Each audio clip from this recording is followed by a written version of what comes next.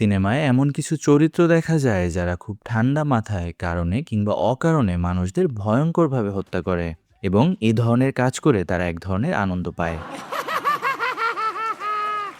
এই ধরনের চরিত্রকে আমরা সাইকোপ্যাথ হিসেবে জানি। তবে শুধু সিনেমার পর্দায় নয়, বাস্তব জীবনেও এমন অনেক মানুষ সম্পর্কে জানা যায় যারা এমন সব ভয়ানক কাজ করত।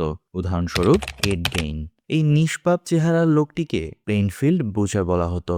সে মানুষের চামড়া দিয়ে ঘরের আসবাবপত্র বানাতো। তার মধ্যে কোনো স্বাভাবিক মানুষের আবেগ ছিল না। জেফ্রি ডামার, এই লোকটি অত্যন্ত শান্ত স্বভাবের ছিল, কিন্তু তার ভেতর বাস করত এক হিংস্র দানব। সে মানুষকে হত্যা করে তাদের দেহ সংরক্ষণ করত। এদের মতো বহু মানুষ ছিল বা আছে যারা আপনার আমার মতোই সমাজে বসবাস করে, কিন্তু কোনো না কোনো দিক থেকে এরা আমাদের থেকে আলাদা। এখন প্রশ্ন দাঁড়ায় যে এরা এমন কেনই বা তারা আলাদা? এর প্রধান কারণ হলো এদের মস্তিষ্কের গঠন।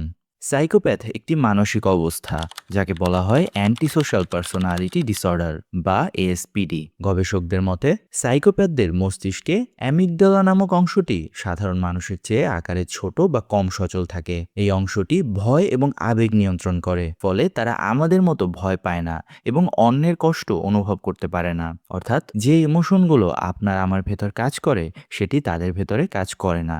এ ধরনের সমস্যা জেনেটিক বা বংশগত কারণেও হতে পারে।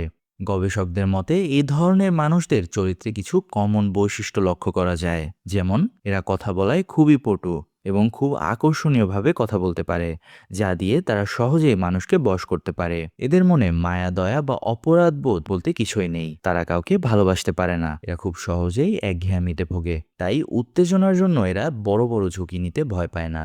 নিজের স্বার্থের জন্য এরা যে কোনো মানুষের সাথে বিশ্বাসঘাতকতা করতে পারে এবং এরা খুব ভালোভাবে ম্যানুপুলেট করতেও সক্ষম। ভিডিওর এই পর্যায়ে একটি প্রশ্ন হতে পারে, সাইকোপ্যাথ মানেই কি খুনি বা ভয়ঙ্কর চরিত্রের কেউ? উত্তর হচ্ছে না, আবার হ্যাঁ। হিটলারের কথা নিশ্চয়ই জানেন। হিটলারের কারণে হাজার হাজার মানুষকে মরতে হয়েছিল, আর এর জন্য তার ভেতরে কোনো অনুশোচনা ছিল না। এক্ষেত্রে বলা যায় হিটলারের মধ্যে সাইকোপ্যাথিক গুণ ছিল, কিন্তু তাও সে ছিল একজন নেতা এবং গোটা এক জাতি তার সাপোর্টে ছিল। তাছাড়া অনেক যুদ্ধজয়ী সৈনিক বা সার্জনদের কথাও ভেবে দেখতে পারেন।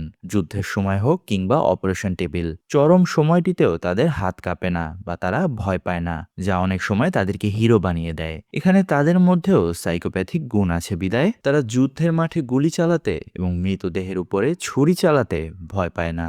অর্থাৎ এটি বলাই যায় যে সব সাইকোপ্যাথিক গুণালা মানুষ যে খারাপ হবে এমনটি নয়। পরিশেষে বলা যায় সাইকোপ্যাথরা শুধু শয়তান নয়, তারা আমাদের মতোই মানুষ এবং এই সমাজেরই একটি অংশ।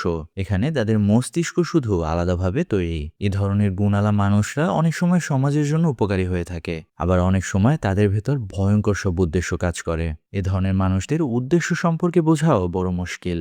কে জানে আপনার সব থেকে কাছের মানুষটাও হয়তো একজন সাইকোপ্যাথ, যেটা আপনিও জানেন না, হয়তো সে নিজেও জানে না। কিংবা এমনও হতে পারে যে সে জানে সে কি এবং সে তার মুখোশ পরে আপনার সামনেই দাঁড়িয়ে আছে এবং আপনি সহ গোটা একটা সমাজ তাকে চিনতে পারছেন না।